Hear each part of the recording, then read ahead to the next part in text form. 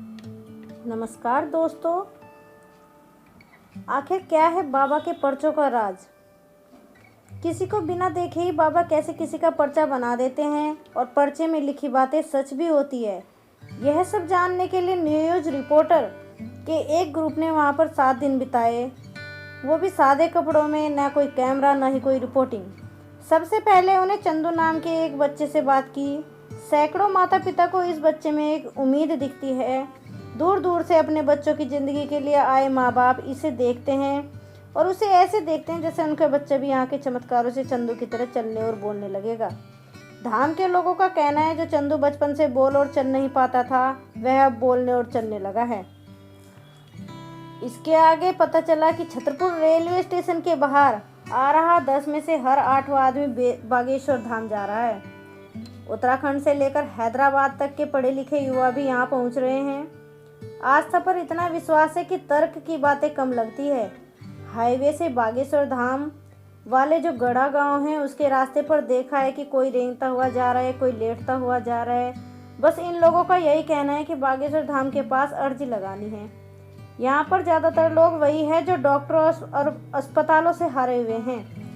किसी का बच्चा बोल नहीं सकता तो किसी के सामने डॉक्टरों ने हाथ खड़े कर दिए हैं। अब बात करते हैं कि क्या सच में पंडित धीरेन्द्र शास्त्री जी सब कुछ जानते हैं? रिपोर्टर के टीम का कहना है कि ऐसा नहीं है कि पंडित धीरेन्द्र शास्त्री अंतर्यामी हैं। अगर ऐसा होता तो वे ये भी जान लेते कि कुछ पत्रकार धाम में खबर करने आए हैं। इससे पहले भी धाम को लेकर काफ़ी खबरें आ चुकी हैं जिनका पता धीरेन्द्र शास्त्री को बाद में लगा। चलिए आपको बता दें कि बागेश्वर धाम में अर्जी कैसे लगती है। अर्जी लगाने के लिए अपनी समस्या के मुताबिक लाल, पीले, सफ़ेद और काले रंग के कपड़े में लिपटा नारियल बागेश्वर धाम में बांधना पड़ता है। लाल रंग यानी परेशानी, काला भूत प्रेत बाधा, पीला शादी विवाह के लिए और सफ़ेद कपड़े में लिपटा नारियल संतान सुख के लिए होता है। ये आपकी समस्याओं के कलर कोड है। अर्जी बागेश्वर धाम के बालाजी मंदिर में लगती है और यह नारियल भी आपको मंदिर में किसी भी जगह पर बांधना होता है। सबसे पहले यह समझना होगा कि बागेश्वर बाबा के सामने वही भक्त जाता है जिसकी अर्जी स्वीकार होती है, मतलब जिसकी पेशी की तारीख होती है। जी हाँ, बागेश्वर सरकार के दरबार में पेशी बहुत इम्पोर्टेंट बात है। यदि आपको पेशी में आना हो तो ये सब आपकी मर्जी से नहीं होगा। यहाँ पहले से पर्ची कटानी होती है। पर्ची धाम के काउंटर से बनती है। पर्ची बनवाने के लिए आपको नाम, पता, मोबाइल नंबर सब देना होता है। फिर इन पर्चियों को एक बोरे में भरा जाता है। धाम का ऐसा कहना है कि इनमें से 50 पर्चियाँ लॉटरी से निकाली जाती है। अब तक ये तो पता चल गया कि भक्तों की जानकारी धाम के कार्यकर्ताओं के पास पहले से ही होती है, वही उन्हें फ़ोन करके बुलाते हैं। ये तो निश्चित है कि लोगों की बुनियादी जानकारी धाम के पास पहले से ही है। लेकिन फिर यह सवाल आता है कि दिव्य दरबार में तो कोई भी आ जाता है, वहाँ मन की बात कैसे जान लेते हैं? जितने भी वहाँ अभी कुछ दिन पहले पत्रकार बैठे हुए थे उनको उठाकर बोला गया कि तुम जाओ, जिनमें जो भीड़ है इनमें से किसी को भी उठा के लेके आओ और जो हमने पर्चा बनाया है वो पर्चा उसी का निकलेगा। तो फिर ये कैसे होता है? ऐसा कहा जाता है कि वे किसी को भी रैंडमली बुला लेते हैं और उनके मन की पूरी पर्ची लिख देते हैं। यहाँ कोई टोकन सिस्टम नहीं होता। अंधश्रद्धा निर्मूलन समिति के जो श्याम मानव हैं जिन्होंने उन पर टोना टोटका फैलाने का आरोप लगाया था, और सुहानी साहा जो कि उन्हें चैलेंज देती है कि वो भी ऐसा कर सकती है, कि माने तो यह केवल एक ट्रिक है, कर्ण पिचासनी विद्या कहते हैं। वे कहते हैं कि इस विद्या को तो वे दोनों भी जानते हैं, ये ट्रिक है, कोई चमत्कार नहीं। लेकिन फिर भक्त क्यों कहते हैं कि उन्हें आराम मिल रहा है? बहुत से लोगों को 14-14 और 15-16 पेशियाँ तक हो गई है और उन्हें आराम भी है, लेकिन जो उनकी मूल समस्या है उसमें ज़्यादा कोई फर्क नहीं पड़ा। भक्तों का कहना है कि उन्हें दरबार में आराम हुआ है, लेकिन हाँ, हालांकि इनके साथ कोई दैवीय चमत्कार नहीं हुआ। इनके जो समस्याएं थी वो बहुत ही आम है। तो फिर ये प्रेत बाधा और सेनापति का क्या चक्कर है? दरबार शुरू होने से पहले जैसे ही हनुमान चालीसा का पाठ होता है कुछ महिलाएं झूमने लगती हैं। बताया जाता है कि इनके शरीर में प्रेत बाधा है।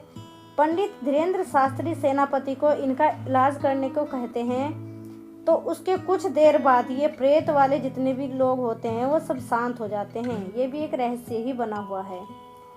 आस्था और तर्क के इस भंवर जाल से इतर लोगों का कहना है कि उन्हें बागेश्वर धाम में विश्वास है न कि धीरेन्द्र शास्त्री में। बहुत से लोग इसलिए यहाँ आए क्योंकि वे बहुत दिनों से सोशल मीडिया पर बागेश्वर धाम के चमत्कारों की बात सुन रहे हैं।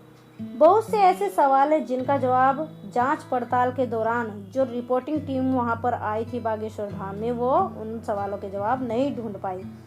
और वे सवाल कौन से थे? जैसे कि चंदू पूरी तरह ठीक नहीं हुआ है, यह तो उन्हें भी दिख रहा था, लेकिन वह पहले चल और बोल नहीं सकता था। इसका दावा जो है वो धाम के लोग करते हैं, लेकिन इसका कोई प्रमाण नहीं है कि पहले वो बोल पाता था या नहीं। फिर प्रेत बाधा उतारने के दौरान बाबा जिस सेना और सेनापति को पिटाई लगाने का फरमान देते हैं, उसका रहस्य भी वो जो रिपोर्टिंग टीम है वो पता नहीं कर पाई।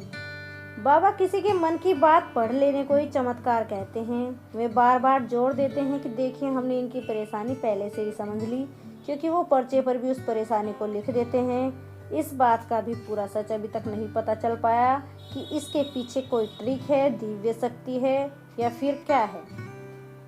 और जिन लोगों का दरबार में आने से पूरा फायदा नहीं हुआ, तो उनके लिए क्या कहा जाता है कि उन्हें शायद वो जो उनकी आस्था है वो कमज़ोर रही होगी, इसलिए वो ठीक नहीं हुए अभी पूरी तरह से। और 100% उनकी समस्या का समाधान हुआ है या नहीं हुआ है, ऐसा भी कोई प्रमाण नहीं है। अभी भी बागेश्वर धाम के धीरेन्द्र शास्त्री का मन की बात जानकर पर्चों में लिख देना एक रहस्य ही है। खैर, जो भी हो, लोगों की उनमें आस्था है और लोग बढ़ चढ़कर बागेश्वर धाम जा रहे हैं। तो आज की वीडियो में इतना ही।